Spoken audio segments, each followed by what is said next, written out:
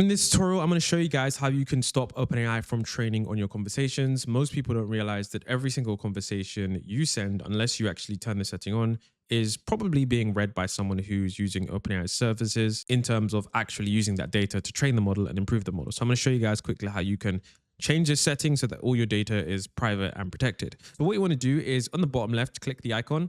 Then it's going to pop up with all of these things. Just click settings. Then what you want to do is scroll down to data and controls. Once you're in data and controls, you can see at the top, it says improve the model for everyone. Click this, then turn this off. And then once that is off, now you have essentially opted out from your private data being used by OpenAI to improve the model for everyone. Now you might have, of course, improved the, audio recordings and other stuff on. So just make sure that you turn this off, then click done. And then just exit out of that and you should be good. Now, if you are worried about, you've been using this on a business account, business accounts and enterprise accounts and API accounts, they just automatically don't auto-transcribe. So that's completely fine. But I just wanted to make this tutorial because there are recent, filings and lawsuits on OpenAI and, the judge is literally handing over, many different things. So with that being said, hopefully you guys enjoyed this tutorial.